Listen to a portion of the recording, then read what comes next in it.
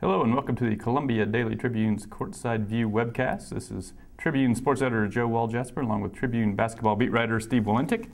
Steve, we're coming off an eventful week in Missouri basketball. See really a classic game at Kansas that goes down to the wire and then some. Missouri loses 87-86 in overtime in what will probably be the last game they ever play in Allen Fieldhouse. For now. Maybe ever from the sounds of it. Looking at that game, you've covered this team for a long time and you've worked in the business for a while. Where maybe does that rank in the sporting events you've ever covered? I think it's right near the top. I don't know. I like to put a little perspective or a little time between it before you say for sure. But it's got to be real close to the top, just because there was so much build-up for the game. Everybody was talking about it's the last time they're ever going to play. Top 5 teams going at it. Big 12 title essentially on the line. And with all that, the game was as good as everyone expected it to be. And you really I would argue that people didn't expect the game to be that good. Well, that's true. It was even better than you're right. It was even better than people expected it to be. And when these two teams played 3 weeks earlier in Columbia, the game lived up to the hype too. But I think because there was more on the line, because maybe we were a little bit surprised at how well Missouri played. I mean, there were some shocking moments there. To see Missouri up 19 points in Allen Fieldhouse and to hear how quiet it got in that building at that point. You've been there a number of times. I've been there a number of times. I've never seen anything like that. And thrilling plays down the stretch by both teams. You wonder what happens if Marcus Denman has a half a second more to get off a shot. But I thought it was a fantastic game, great theater, and definitely a game that lived up to the billing. And some. Yeah, when I think back of maybe the greatest games I've covered, I would probably, in terms of football, you would look at maybe the game where Missouri played Nebraska in 1997, and that Nebraska at that time seemed like an unbeatable team. They did get on the win national championship, and Missouri takes them to the end and then some.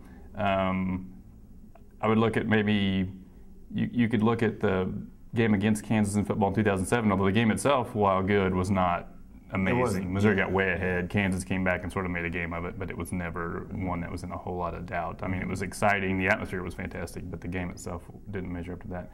Basketball-wise, we've seen a number of games at Mizzou Arena or the Hearn Center where Missouri, pulls out an amazing win over Kansas when maybe they weren't supposed to. But maybe the advantage this one had over those was this is two high-level teams going at it, and with a lot on the line. Where some of those it was just Missouri playing over its head. Even going back to the game at Mizzou Arena, I thought was fantastic. I mean, one of the best ones we've seen. The difference I think in this one that maybe makes it a little higher on my list, maybe top 5 I've ever been around all time, was, all that stuff you talked about happened. Missouri gets ahead by 19, and Kansas comes back, and people talk about Missouri blowing the league, but if you were there and felt the atmosphere in that building as Kansas started to creep back, it didn't seem like they were blowing it so much as, they were in a situation where, for long stretches that second half, they only had 3 offensive players on the floor, and they were having to play with Steve Moore and Matt Pressey a lot because of foul trouble. They were just kind of trying to hang on at that point and run clock and shorten the game. So I didn't really see it as them blowing it. But anyway, Kansas gets back in it, and then once Kansas, gets the lead, you think, well, God, it's over now. But then Marcus Denman answers with, those clutch shots, and Missouri puts another little run back together. Overtime starts, and Kansas, I think, scored the first 5 points of it, and you think, well, now it's over. But again, Denman comes back. So just so much of those, two really worthy teams. So it was amazing. It was, and as we were driving over, I think we thought, like a lot of people did, that Missouri's going to be lucky to get out of here with their lives. This is so set up for them to fail badly, for this to be a bloodbath, and for them to do what they did, I thought was very impressive. So that kind of feeds into a couple other issues that sprung out of the end of the game. One was the officiating. Now, I think we're both loath to put a lot of stock in bad calls because you cover enough games, you see it go, you see sort of not very high-profile bad calls routinely go against road teams, especially late in games, and it's just the way it goes. And I think that's built into the difficulty of winning on the road, and everybody knows it. There was, in particular, one play, though, at the end of regulation, the score's tied, and Phil Pressey drives, and if he makes the basket, then the game's over, basically. And if he gets fouled, he has like a obviously 2 shots to have a chance to win it. And Thomas Robinson, amazing play, blocks it clean up top, but quite obviously hits him with every single part of his body below the shoulders and knocks him about 6 feet backwards, and there is no call. Do you think officiating is the story of that game? I mean, did you think it decided that game? I don't think it decided it, but it had a say in it. I mean, I think you're diminishing what Kansas and Missouri both did, I think, to say that the officials were the reason that it ended the way it did. And certainly Missouri had chances after the Thomas Robinson play. They would have liked to have executed a little bit better. I thought, that wasn't the only questionable call that went against the Tigers late, and I think that's one of the reasons that everyone has been talking about the officiating for 5 days now. I think, I still haven't really seen a foul on Phil Pressey. That's true, too. If you're going to not call the one at the end of regulation, you probably should not call that one. I honestly, a lot of times, you get down to the end of the game and people always say, well, let them play. And certainly at the end of regulation, they let them play. And Robinson did block it clean up top, and obviously there was contact, but they let that slide. If you're going to do that, though, let them play at the end of overtime, too, when Missouri's up 1 and Tyshawn Taylor drives into traffic and doesn't get hit by anybody and ends up at the foul line with 8 seconds to go and gets to shoot the game-winning free throws. I think that was the play that, if you're going to really look at the officiating and get upset, and you're a Missouri fan, I think that's where you should get upset as much as anything. I don't think at all it's a conspiracy like Big 12 refs didn't want Missouri to win the conference. I don't believe it's anything like that. I just think there is human nature of wanting to be applauded and approved of by 16,000 rabid people, and it's pretty powerful, and it's even more powerful the later you get into a game, and it's also very powerful when there's a comeback going on, and there's some fairy tale ending working its way to conclusion, and you, if nothing else, don't want to get in the way of that. Officials get caught up in the same euphoria of the building. And all you can say about it is, if you found it annoying when Kansas fans were complaining about the charge call at the end of the game at Mizzou Arena and were diminishing a great game, then you should probably not go out of your way to complain about these, because I'm sure, from the Kansas perspective, okay, maybe we got one at our place, but we, got hosed at your place, and they probably would have a point. So I guess when I was writing my column, I wanted to mention that obviously that happened, but not get so hung up on it to where that became the story, because the game was so great that you hate to see the officials become the story. And it's also worth mentioning that, and this isn't just Saturday, but in every game, there were calls early in that game that it seemed like a lot of calls early went Missouri's way, and I thought there was a questionable charge call on Thomas Robinson that put him on the bench for about the last 3-4 minutes of the first half, right when Missouri was making a run to start building its lead. After halftime, though, if you started looking at the foul disparity, it was pretty enormous. It went all the way at one back point, I think Missouri had 6 on them, and Kansas had none. And then Ratliff was in trouble, Pressey's, and so that really did affect the whole strategy of the game. Anyway, really the only thing bad you could say about that game was that Mark Stemmen didn't get a chance to win or lose it on that last possession. That's the one thing you would like. After the game, once again, Bill Self reiterates, we're not going to play this game again. It wouldn't be the same in a non-conference setting. Missouri made their choice. They decided to go, and now we're making the choice not to play the game. Just your thoughts on that, this being the end of the rivalry and whether it needs to be the end of the rivalry. Well, it definitely doesn't need to be. For starters, this is purely, I think, a petty thing that we've seen happen. And it really seems kind of beneath Bill Self. I think I like Bill Self. I think you would say the same. He always seems to say the right things, but in this instance, he's talking about how Missouri chose this. They wanted this. He said the same thing in Columbia, and it's just not true to equate their decision to go to the SEC with them actively choosing to give up the Missouri-Kansas rivalry. I don't think that's fair or accurate. And I think there is a way to continue playing each other in some fashion. Now, I think he's right that the games wouldn't mean the same outside of a conference race.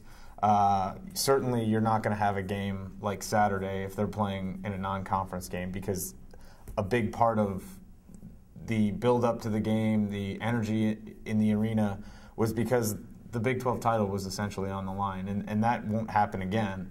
But there is still a way for these two teams who've been playing for 105 years to continue playing, and it's not that hard. They could work out playing on a neutral floor once a year in Kansas City. They could agree, which I think would be the best case scenario, to play a home and home. 1 year you go to Lawrence, the next year you go to Columbia, and I think there's a way for that to happen. Kansas, it seems, just doesn't want to do it, and I don't think it's because of anything that Missouri has done. I think it's just their decision. Well, I think it's an emotional response to what Missouri did in leaving. Now, I would say that from Missouri's perspective, their decision to leave the Big 12, it was not like some sort of calculated move of, boy, let's stick it to Kansas by leaving. Their decision was, this is a better opportunity. We're not sure the Big 12 is going to be. The Big 12 exists on the whims of Texas. In September, if Texas had not decided that we like our Longhorn network so much that we're not willing to fold it into the Pac-12 thing, there would be we would be talking about this being the last year of the Big 12, because Oklahoma State, Texas Tech were out the door happily. Yep. If Texas is willing to fold their Longhorn network into a Pac-12 network. So if we have this conversation 2 years ago, there's all right, now 4 teams have left, 4 others have openly considered it, so 2/3 of the conference has either left or wanted to leave.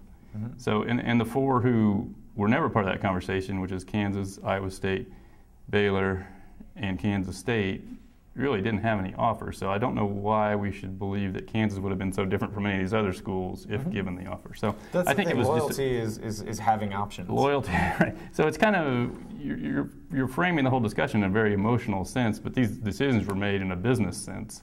So I think the reason Kansas doesn't want to play anymore is kind of spite more than any sort of logical reason.